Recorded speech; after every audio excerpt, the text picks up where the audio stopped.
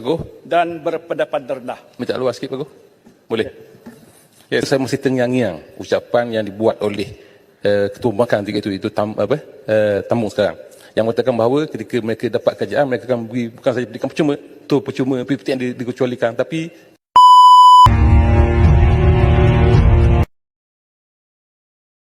merupakan mudah dan murahnya kerakyatan warga negara Malaysia. Apa pandangan Laruk? 2018. Masa itu pun kita dah tahu, tak boleh dah kita nak hapuskan PTPTN ni. Dah terlambat. Peluang itu hanya ada tahun 2011, 2012. Aku harap alhamdulillah seperti mana Saifuddin Nasution, dia macam dia dah menjelaskan soal kewarganegaraan. Sampai 15 tahun bapa ni menanggung anak tanpa subsidi. Bapa seorang bapa yang berkahwin dengan luar negara, lepas tu bercerai ataupun balik mai, ataupun mereka suami isteri duduk di dalam negara kita. Anak tak dapat IC, anak tak dapat sah warga negara. So anak kena bersekolah, anak masuk hospital, anak masuk sekolah tak dapat barangan subsidi ataupun tak dapat servis kerajaan. So bapa ni kena bayar duit asing untuk anak sekolah di sekolah kebangsaan. Bapa ni perlu keluarkan duit yang banyak. Sedangkan dia tu warga negara Malaysia. Ya, memang kalau bapa warga negara, anak ni automatik dapat warga negara. Tetapi ada juga yang berlaku masalah, yang bertindih apa semua. Bapa ni IC merah ke apa semua ni sebelum-sebelum ni. Dan sekarang bila Saifuddin tengok bertahun-tahun nak dapatkan anak kecil tu nak dapat warga negara. Tambah-tambah kena dekat wanita. Wanita pula berkahwin dengan pendatang asing. Sebelum ni wanita depa tak dapat automatik warga negara sebab depa wanita. Sebelum ni hanya ada kepada lelaki saja. Laki warga negara Malaysia, anak kepada lelaki tu automatik warga negara Malaysia. Akan tetapi wanita tak ada. Wanita tak dapat keistimewaan tu. Baru-baru ni yang digubal, yang disokong oleh pembangkang, automatik untuk para wanita. Jadi kalau warga negara Malaysia, wanita berkahwin dengan orang luar, dia bercerai ke, dia apa ke, anak dia tu automatik warga negara Malaysia. So sampai umur 18. Kalau bapa orang Amerika, ibu orang Malaysia. Umur 18, anak dia kena pilih nak warga negara Malaysia ataupun warga negara Amerika.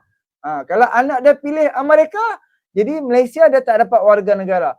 Kalau macam dia dah jadi warga negara Malaysia tapi dia memilih untuk nak jadi warga negara Malaysia, ni warga negara Amerika dia perlu batalkan. Dia perlu batalkan warga negara Malaysia dan hanya boleh warga negara Malaysia.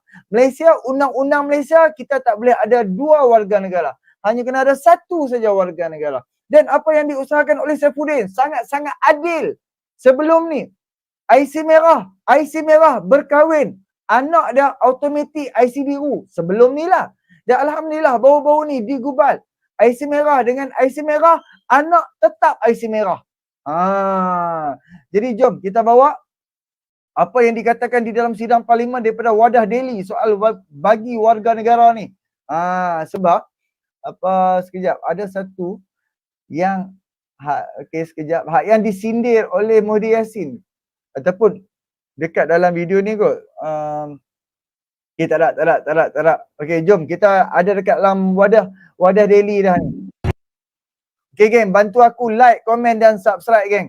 Sebelum 7.30 insyaAllah aku akan end live sebab nak pergi hantar anak sekolah. Anak hari ni dia ada aktiviti sekolah pula hari ni. Bila pembangkang hendak menulis tapi malas membaca Rang Undang-Undang Perlembagaan Pindaan 2024, bukti komitmen kerajaan tangani isu pemberian taraf kewarganegaraan dengan cermat. Jom. Merupakan mudah dan murahnya kerakyatan warga negara Malaysia. Apa pandangan Laruk?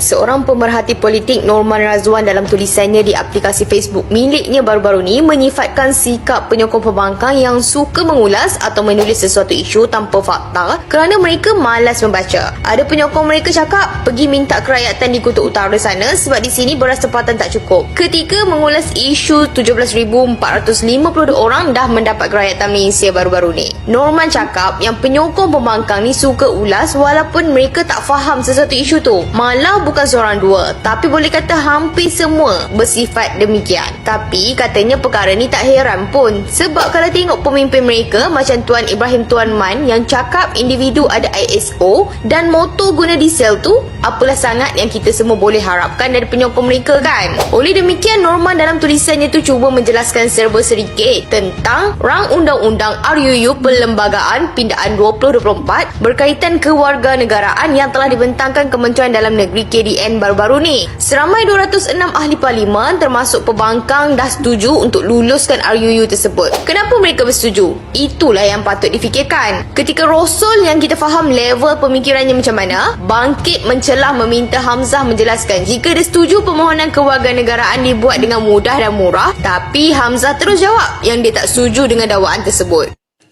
Menteri KDN, saya ulang, sebanyak lebih daripada 30,000. Jadi menampakkan mudah dan murahnya kerakyatan warga negara Indonesia. Apa pandangan Laru? Terima kasih. Ya, saya tidak beranggapan sebegitu rupa. Saya rasa Yang Berhormat Menteri lakukan kerana merits ada. Mungkin siasatan telah pun dibuat bertahun-tahun. Kita sokong ini oleh kerana ibu atau masalah bapa, ibu yang melahirkan anaknya di luar negara itu, dulu-dulu kita tak bagi. Sekarang saya sokong. Kenapa? Kerana manifesto Perikatan Nasional mahu memberikan taraf anak-anak yang dilahirkan di luar sana itu. Dengar tak apa yang Hamzah cakap tu? Rupa-rupanya manifesto Perikatan Nasional sendiri mahu anak-anak ni jadi warga negara. Patutlah pembangkang bersetuju usul yang dibawa menteri kita. Kata Norman, faktor-faktor lain yang menyumbang kepada permohonan warga negara yang tinggi ni adalah kerana ramai rakyat Malaysia berkahwin dengan warga asing. Ini semua didorong juga dengan kehadiran jutaan pekerja asing di Malaysia, baik lelaki maupun wanita. Menurut Norman lagi, jika di Semenanjung wanita Melayu berkahwin dengan warga Bangladesh dan lelaki Melayu pula ramai yang berkahwin dengan wanita Indonesia. Lelaki Cina Malaysia ramai yang berkahwin dengan wanita dari warga negara China. Di Sabah pula, baik lelaki maupun perempuan, mereka ramai yang kahwin dengan warga Filipina maupun Indonesia. Hingga Okey, jap. Ada juga yang kahwin dekat Thailand. Kahwin dekat Thailand, takut bini nombor 1 kantoi. tak ada kat dengan warga Filipina maupun Indonesia, hingga menyebabkan anak mereka tak ada kad pengenalan dan akhirnya sukar untuk daftar sekolah dan sebagainya. Menurut Norman, sebenarnya ramai penyokong pembangkang ingat kerakyatan ini diberikan kepada warga asing yang datang bekerja free-free macam tu je, termasuklah kepada warga China maupun Bangladesh. Padahal isunya begini, ramai rakyat Malaysia yang tinggal kat luar negara sama ada belajar dan bekerja, tapi anak mereka tak ada kerakyatan Malaysia. Bila pulang, anak mereka bukan warga negara dan tentu ini menjadi sangat bermasalah untuk ibu bapa mereka. Sebab itulah, kata Norman, dulu waktu Syafiee Afdal jadi Ketua Menteri Sabah, dia turut meminta kerajaan supaya selesaikan isu tersebut berlandaskan sifat berperikemanusiaan. Menurut Norman lagi, nak dapat kerakyatan Malaysia ni bukanlah mudah. Zaman Hamzah dulu, KDN sendiri terima hampir 40,000 permohonan. Dilahirkan di Malaysia tapi bukan warga negara. Dilema anak-anak tanpa negara ni. Ribuan kanak-kanak Malaysia terperangkap dalam kemelut birokrasi. Dinafikan kewarganegaraan walaupun mempunyai bapa warga negara Malaysia. Mereka lah mangsa keadaan sebenar. Jadi, yang diluluskan tu kebanyakannya adalah anak-anak yang tak ada IC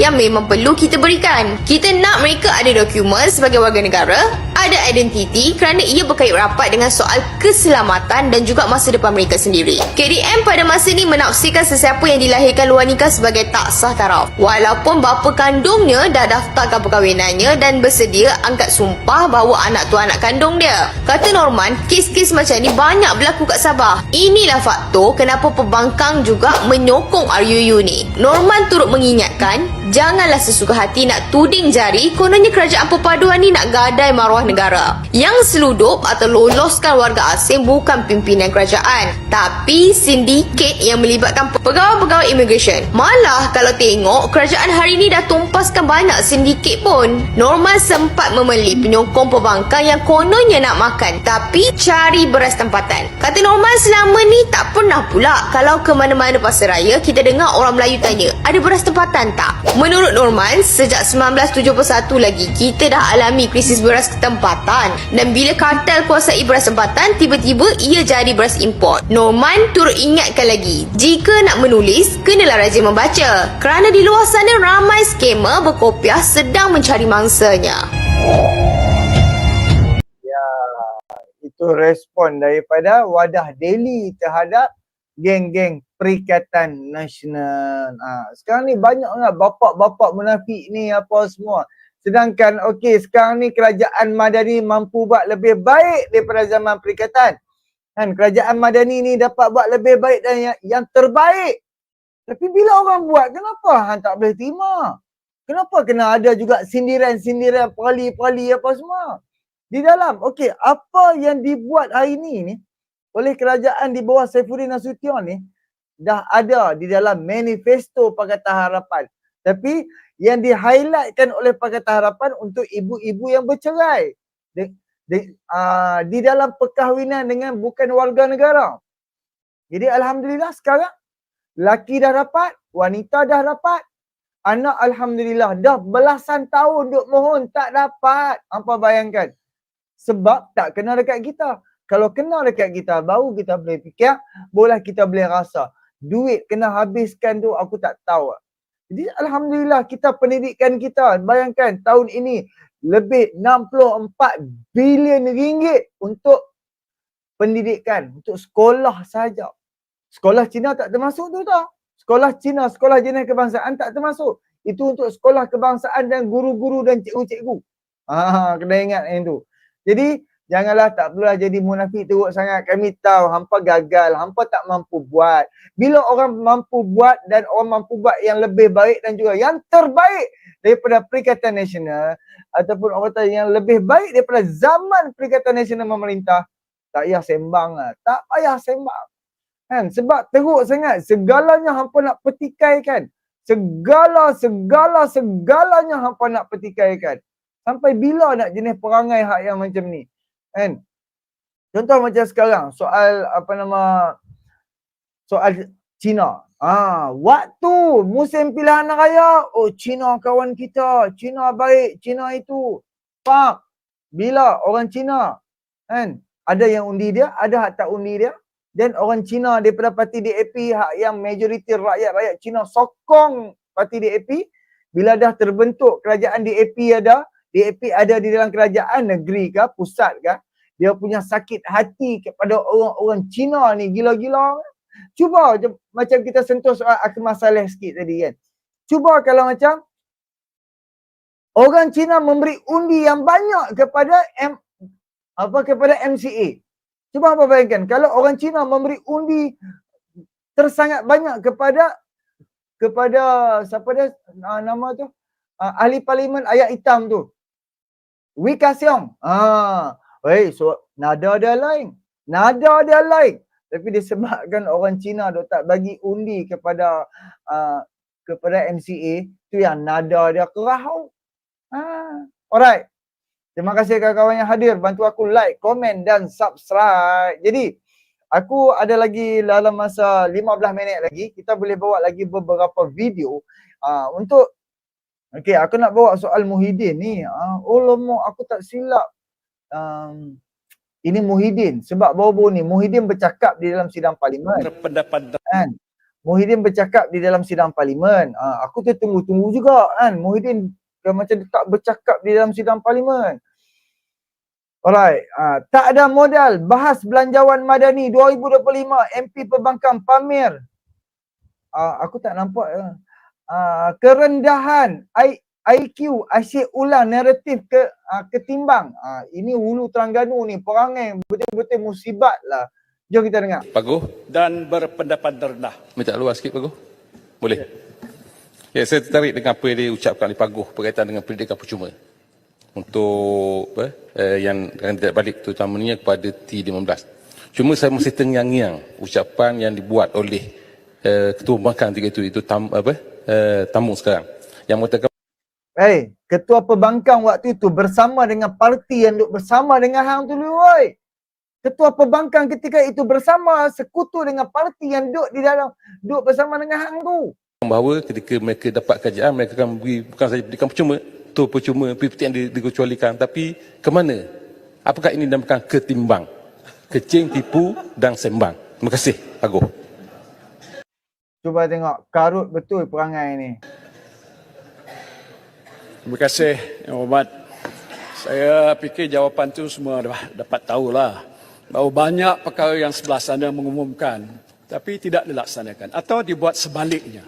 Jadi ini menimbulkan banyak persoalan sama ada kerajaan yang ada pada ini berpegang teguh pada apa yang dijanjikan atau hanya nak kata orang manis di mulut. Ya? Jadi itu yang menyebabkan banyak pihak yang mungkin pada ini masih kurang yakin tentang apa yang dinyatakan oleh Yang Amat Berhormat Tambun. Din, itu janji hang nak pergi tuntut yang PRU 12, PRU 13 ke? PRU 14 hanya PAS sahaja yang menjanjikan pendidikan percuma, Din. Din tak payah sembang kemah, Din. Tak payah sembang kemah, dan tu musibat Hulu Terengganu pun tak payah sembang kemah. PAS yang terakhir yang menjanjikan pendidikan percuma adalah PAS. Pakatan Harapan tidak menjanjikan.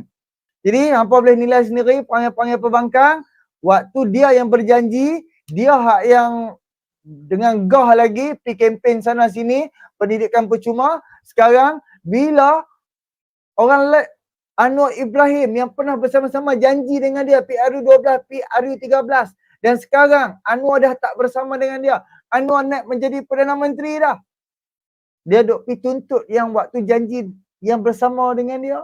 Sedangkan dia pun menjanjikan. Ini bapak munafik buat PAS ni. Bapak pada munafik. Sebab tu PAS, aku jujur cakap, PAS PN ni, dia curi, dia sakau, dia rasuah, dia tak rasa bersalah langsung. Dia tak rasa bersalah langsung. And ini kemunafikan puak-puak PAS. Dan sementara tu aku nak share daripada AMK ni. Tapi aku rasa AMK ni soal PTPTN sebab Akmal Saleh pun dia ada keluarkan kenyataan. Isu hutang PTPTN dari dulu lagi BN dah cakap, Akmal. Aku rasa tak apa, aku akan bawa live lagi sebab kita kena selitkan ucapan Akmal sikit soal PTPTN ni dan kita kena bawa isu PTPTN saja. Tapi ini kawan ni cakap, sekejap, kawan ni pun bawa ucapan Rafizi. Sekejap. Okey. Dia ada petik ucapan Rafizi. Okey, sekejap. Ada. Okey, alright. Jom kita dengar ucapan Rafizi. Apa yang Rafizi Ramli kata. Kempen pada PRU 15. 2018. Masa itu pun kita dah tahu, tak boleh dah kita nak hapuskan PTPTN ni. Dah terlambat. Peluang itu hanya ada tahun 2011, 2012. Jadi apa yang tak boleh? Okey, alright. Jom kita dengar lah. Kita dengar lah. Isu MDB pun dari 2011 lagi PH dah cakap. Ini responnya kalau setakat nak memperlekehkan usaha untuk kita nak laksanakan pendidikan percuma. Masalahnya pada waktu pendidikan percuma ni dicanang-canang, memang kerajaan persekutuan ada kapasiti, ada kemampuan untuk hapuskan hutang PTPTN, iaitu kita tahun 2013. Waktu hutang PTPTN itu hanya lebih kurang 20 bilion ringgit dan boleh dibuat melalui kaedah refinancing. Tapi waktu itu sajalah peluangnya pun. Bila 2018 hutang dah meningkat sampai 40 bilion dan sekarang terkini 66.87 bilion dan terus meningkat terganda-ganda. Kita dah terlambat. Dan ini juga asas kenapa agenda pendidikan percuma ni dah tak masuk lagi dalam manifesto atau bahan kempen pada PRU 14 dan PRU 15. Ini dah diterangkan sendiri oleh Rafizi dalam kempen pada PRU 15. 2018. Masa itu pun kita dah tahu, tak boleh dah kita nak hapuskan PTPTN ni. Dah terlambat. Peluang itu hanya ada tahun 2011, 2012. Jadi apa yang tak boleh buatnya? Memang boleh buat. Cuma dululah. Sekarang dah tak ada keupayaan. Ni yang nak laksanakan pendidikan percuma ni sangat baik dan kalau boleh kita usaha supaya ke arah tu. Cuma selepas tahun 2013 memang kita dah tak ada keupayaan. Sekarang dah tak boleh dah. Sekarang ni kita fokus nak bayar hutang YMDB berpuluh-puluh bilion tu je. Alright. Cerita dia, punca dia daripada 1MDB. Punca dia kontroversi antara AMK dengan Akmal Saleh ni, punca daripada 1MDB. Dan apabila AMK ni keluarkan video soal 1MDB, Akmal pun petik soal PTPTN. PTPTN, kalau yang sewaktu kita janji dulu, dia bermula daripada 2008. Kalau kita berjaya bentuk kerajaan, kita akan hapuskan PTPTN. Waktu itu PTPTN berapa bilion saja. Kan? 2008. Kalau tak silap aku, dia bermula daripada 2 bilion, naik 4 bilion, naik sampai 2013, dia dah angka belasan bilion. Waktu tu kalau macam dia nak hapuskan PTPTN, masih kerajaan masih mampu. Dan bila 2013 kalah juga pilihan raya. Dan 2018 Pakatan Harapan yang diketuai oleh Parti Keadilan Rakyat dan juga Rafizi Ramli apa semua, mereka dah baca kerajaan dah tak mampu lah. Dah tak mampu dia nak hapuskan puluhan bilion. Seperti mana aku cakap live lepas Jumaat semalam. Bayangkan, apa bayaran pencen untuk para pesara saja satu tahun 50 bilion, 45 bilion macam tu. Hampa bayangkan PTPTN lebih besar daripada pencen.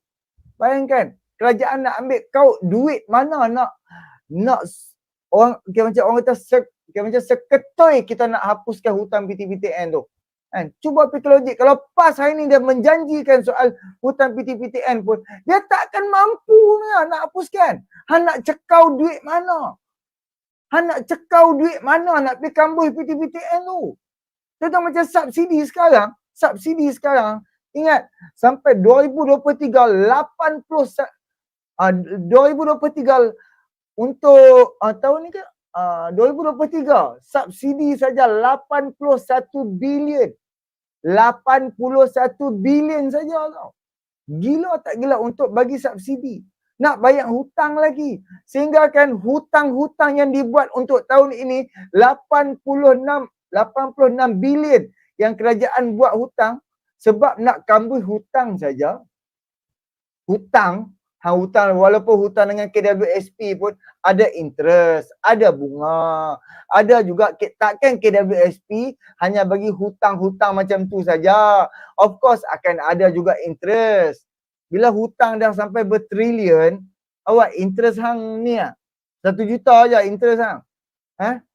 1 trilion. Kalau hang letak 10%, hang letak 5%, hang letak 3-4%, dah berapa? Dah tak tahu apa kira sendiri lah. Aku kalau matematik ni hebat sangat. Kan? Jadi puak-puak ni dia buat macam dia tak nampak, macam dia tak tahu. Takkan tak ada nak fikir.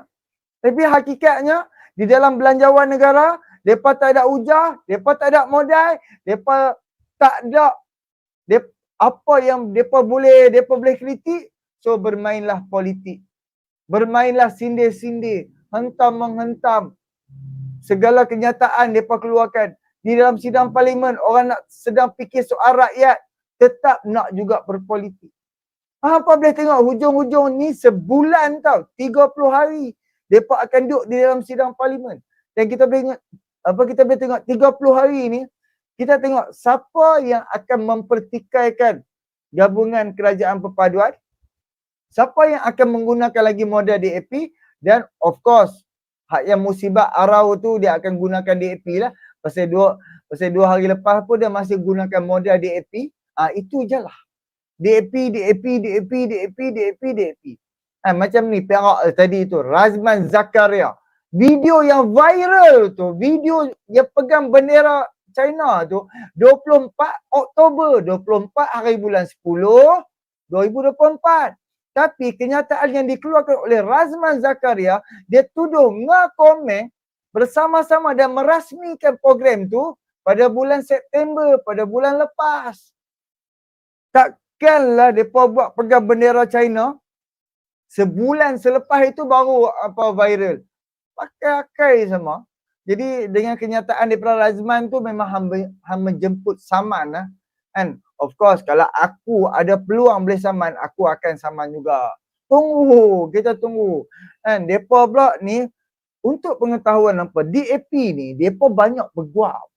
Dan kalau siapa-siapa ahli-ahli DAP, pemimpin-pemimpin DAP, mereka ada buat kesalahan di dalam, ada buat tuduhan, ada buat terfitnah siapa-siapa, ataupun disaman oleh siapa-siapa, apa-apa saja, mereka dah ada peguam sukarela. Peguam sukarela. Kalau aku kan, contoh macam tempat aku sekarang, aku tak ada jawatan apa pun tak ada. Just ahli parti. Kalau aku kena saman, babe, aku meraba-raba juga tau, aku nak cari mana ni peguam. Ya, kita ada lah beberapa orang kawan-kawan. Selalu, contoh macam kawan yang selalu aku kontak juga dengan Faizal. Kalau dekat TikTok mungkin hampa perasan Faizal tu selalu juga aku duk kontak lepak mana. Sebab pejabat dia dekat dengan bengkel je. Jadi pernah jumpa 3-4 kali je lah.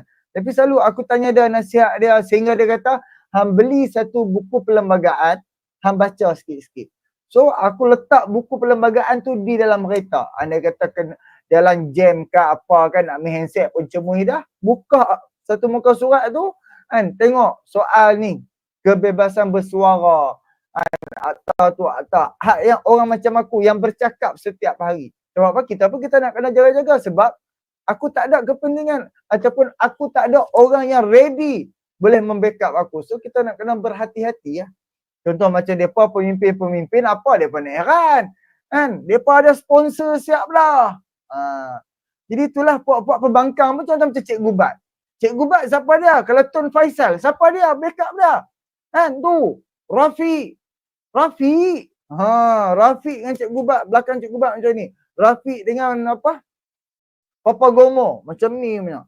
Kan? Rafiq dengan Salim Iskandar, macam ni punya. Apa-apa hal Rafiq ada. Sedangkan of course daripada side peguam, side peguam ni, aku ada juga dengar baru ni ada ucapan, peguam dia takkan tunjuk mengatakan dia tu lemah. Peguam dia akan tunjuk dia tu hebat. Peguam dia akan tunjuk kata dia ni memang gah, dia ni memang boleh menang punya. Padahal terang-terang anak guam dia melakukan kesalahan. Jadi insya-Allah